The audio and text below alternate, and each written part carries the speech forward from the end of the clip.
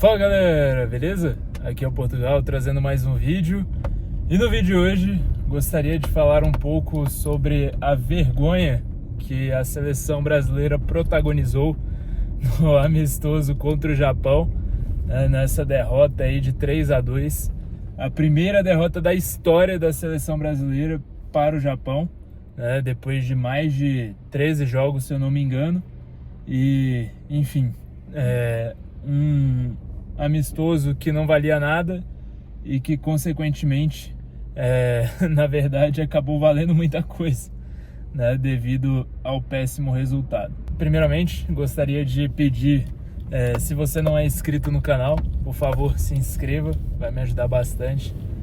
Se inscreva, curta, comente esse vídeo se você gosta de temas como este, como empreendedorismo, esportes, finanças e, enfim, seleção brasileira também, não sobre a vergonha da seleção, mas se você gosta de temas relacionados a isso, por favor, se inscreva, curta, compartilhe este vídeo, vai me ajudar demais a trazer mais vídeos como esse, beleza? E indo diretamente ao tema principal, eu tô aqui não para falar sobre o jogo em si, porque o jogo em si foi uma vergonha, enfim, o jogo começou aí às 7h30 da manhã, o Brasil estava dominando o jogo e basicamente entregou, entregou ali nos minutos finais, parou de jogar, abdicou do jogo. E eu não tô aqui para falar disso, mas tô aqui para falar principalmente sobre o futebol brasileiro que acabou morrendo, Para mim, o futebol brasileiro morreu e, enfim, se não houver uma virada de chave muito grande até o ano que vem, na Copa do Mundo, eu arrisco a dizer que essa seleção não passa nem das oitavas, e só vai passar da fase de grupos porque vai ser uma Copa com 48 seleções e que, consequentemente, vai dar espaço para que muitas seleções piores ainda do que a nossa participem dela, Mas vamos primeiro para alguns temas, cruciais aí sobre o jogo. Na minha opinião, o Ancelotti já começou errando na escalação, Eu entendo que de fato ele gostaria de testar alguns nomes, mas tem alguns nomes que não deveriam nem sequer ser cogitados, Primeiro eu vou falar do mérito do Paulo Henrique, que muito provavelmente acabou ganhando uma vaga aí na seleção, de fato jogou bem. Esse é um nome que se salvou nesse jogo horrível. Mas em compensação, a gente tem que falar de Fabrício Bruno, que não deveria estar nem ali. Não sei o que Fabrício Bruno faz na seleção. Não sei o que Joelinton faz na seleção também, que é outro nome que para mim não tem sentido algum. Joelinton não seria titular nem no Palmeiras, se bem que eu nem vou pegar um Palmeiras, que é um grande time. Eu acho que o Joelinton não seria titular nem num time ali de G6, do Campeonato Brasileiro. Num Bahia, por exemplo, ele seria reserva. O que a gente dá para citar também como destaque negativo, Vinícius Júnior, que mais uma vez fez uma atuação apagadíssima, não jogou absolutamente nada, Foi um dos poucos, assim, digamos, titulares, entre aspas, porque para mim ele não é titular da seleção. Jogou absolutamente mal.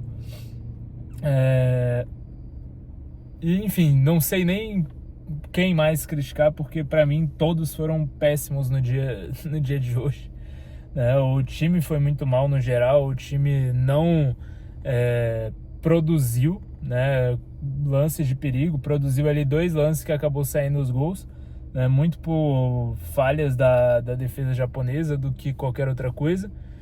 E, enfim, eu acredito que dá para melhorar em todos os aspectos, O time, de fato, não produziu nada, E, consequentemente, algumas opções que seriam boas de se testar agora, como o Estevão, por exemplo, que estava jogando super bem, não foi à toa que ele que definiu ali o jogo contra a Coreia do Sul, Alguns nomes como até mesmo o Richarlison, eu gostaria de ver ali, de fato, a seleção testando um 9, né, que a gente não tem hoje.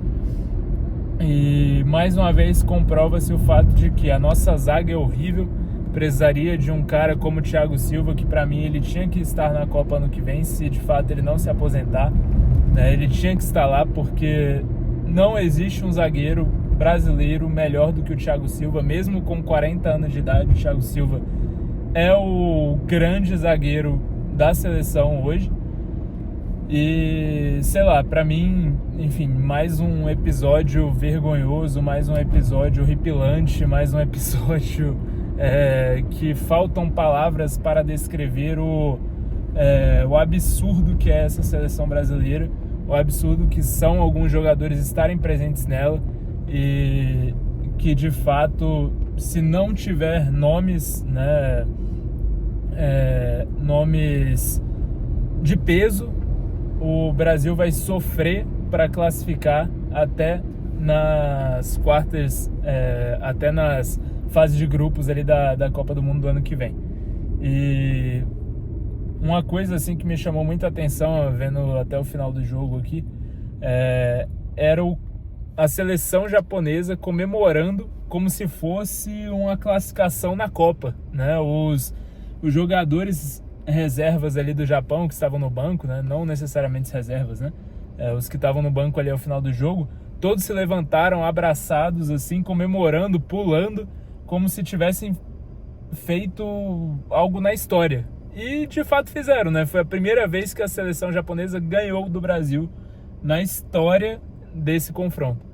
O Brasil nunca havia perdido para a seleção japonesa, e digo mais, o Brasil nunca havia tomado uma virada. Veio essa informação ali na GATV, né, que o Brasil nunca havia tomado uma virada depois de fazer 2-0 em um jogo. Foi a primeira vez que o Brasil conseguiu tomar uma virada abrindo o placar em 2-0. Então, assim, vários destaques negativos, vários destaques surreais, assim, que ocorreram nesse jogo e que protagonizaram esse vexame aí da seleção. E aí vem aquela máxima de que, mas amistoso não vale nada. Não vale nada uma ova, né? Porque agora a gente percebe que o Fabrício Bruno nunca mais vai pisar na seleção brasileira, pelo menos eu espero. Alguns nomes ali também, né? Enfim, o Carlos Augusto também jogou super mal, né? O lateral esquerdo. Todos os gols ali praticamente passaram pelo lado dele. Hugo Souza, né? O Hugo Neneca, né? O goleiro, também espero que nunca mais volte para a seleção. Totalmente inseguro, totalmente nervoso. Enfim, ele até tem uns momentos aí, digamos, de brilho assim no Corinthians, né? Mas na seleção, de fato, não merece estar ali. E, enfim, como eu disse, eu nem sei por onde começo, porque de fato são tantos destaques negativos, tantas coisas ali que de fato merecem atenção, mas eu chamaria principalmente o ponto a falta de referências nessa seleção. Você vê, a seleção vai para o Japão, vai para a Coreia do Sul e não tem nenhum nome que seja, digamos, um nome a se chamar a atenção, a atrair a atenção dos japoneses ali, a atrair um respeito, né? Aquele nome que, tipo, o time para tirar uma foto depois com ele no final de jogo, para trocar camisa com ele. O Brasil não tem esse nome, né? E o pessoal deve chegar e falar, não, é o Vinícius Júnior. O Vinícius Júnior não bota respeito em ninguém, né? Ninguém tem respeito pelo Vinícius Júnior. Vinícius Júnior, o que ele fez no jogo de hoje? Não fez absolutamente nada. Ele tentou ali alguns dribles errados e, enfim, nem chutar pro gol eu lembro se ele chutou, né? Então, enfim, isso reforça a minha tese de que o Neymar tem que estar nessa seleção, porque essa seleção não tem nomes de peso, a seleção não tem nome de respeito, não tem um nome de referência. E quando o jogo aperta, principalmente no jogo de hoje, né, quando o Fabrício Bruno entregou a paçoca ali pro japonês fazer o gol que abriu o caminho para a vantagem, depois fez o gol contra, né? Não teve ninguém que botasse a bola embaixo do braço e falasse, não, agora eu vou resolver porque o jogo apertou, né? Agora me dá a bola que eu vou resolver, vou achar um passe, vou achar um gol, vou cavar um pênalti. não teve ninguém que fizesse isso, né? O Luiz Henrique até tentou ali, se escou para um lado, se escou para o outro, não conseguiu. Rodrigo tentou na hora que ele entrou, mas não tem um nome que de fato pegue a bola e fale, eu vou resolver, né? Não tem esse nome na seleção hoje. E isso reforça a nossa carência de referências, né? Você vê a referência, digamos, da seleção hoje é o Casemiro, que tá velho, pesado e não consegue girar o corpo, né? Enfim, eu gostava bastante do Casemiro, mas hoje não dá mais, né? Você vê o Thiago Silva, que é muito mais velho do que ele, é muito mais referência do que o próprio Casemiro. O Casemiro tá descuidado, o Casemiro tá, sei lá, ele parece que não tem mais motivação em jogar bola, porque ele não consegue fazer um giro de corpo, né? Ele não consegue dominar a bola, girar com ela e distribuir o passe, entendeu? Então, os problemas da seleção brasileira, eu acho que estão muito mais relacionados à falta de referências, porque você vai ver a referência da seleção hoje é um cara que é pesado e que joga pior do que todo mundo no time, né? Quando na verdade era para ser um cara que botava a bola debaixo do braço e levava o time em frente, né? Então, assim, eu vejo o Ancelotti numa encruzilhada no qual ele não tem referências, ele não tem nome de peso, ele não tem de fato esses jogadores. E eu acho que ele vai ter que convocar esses caras. Ele vai ter que convocar o Neymar, vai ter que convocar o Thiago Silva. E se ele não convocar, muito provavelmente, né, com todo o lobby ali dentro da CBF, muito provavelmente ele vai acabar tendo o cargo, colocando o cargo em xeque, porque vai faltar isso para ele, né? E vai faltar principalmente na Copa. Nem digo agora nesse amistoso aí, que de fato é um amistoso, né? Algo ali que de fato era um teste, mas que foi um teste que queimou uma galera, né? Para não dizer todo mundo. Então, assim, eu acredito que vai ter que mudar muita coisa, ele vai ter que mexer, vai ter que trazer alguns nomes como esse, antes que dê merda, né? Antes que dê ruim, que de fato o pessoal perca a paciência e coloque ali a seleção como sendo uma das candidatas a caírem fora logo na fase de grupos da Copa do Mundo de 2026. Então, bom, essa é uma rápida análise, uma crítica também, né, a essa seleção que, para mim, enfim, tá uma vergonha, né, tá algo difícil de se assistir, algo que realmente foi vergonhoso e que cada vez mais quebra recordes negativos, né?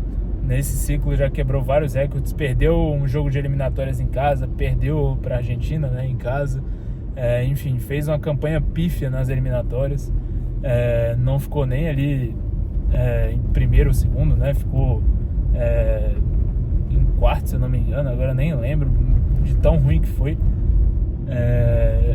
E consequentemente cada vez mais você vê agora perdendo para o Japão, cada vez mais quebra recordes negativos, cada vez mais desilude o torcedor e faz com que o torcedor brasileiro, o fã de futebol, cada vez menos goste da seleção, né? Afaste ainda mais o torcedor brasileiro da seleção. E somente alguns nomes podem mudar isso. Mas, enfim, se você gostou desse vídeo, deixe seu like. Se não gostou, se realmente acha uma opinião diferente, comenta aqui embaixo. A gente pode debater aí sobre isso.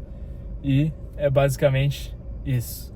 Se inscreva no canal e até o próximo vídeo.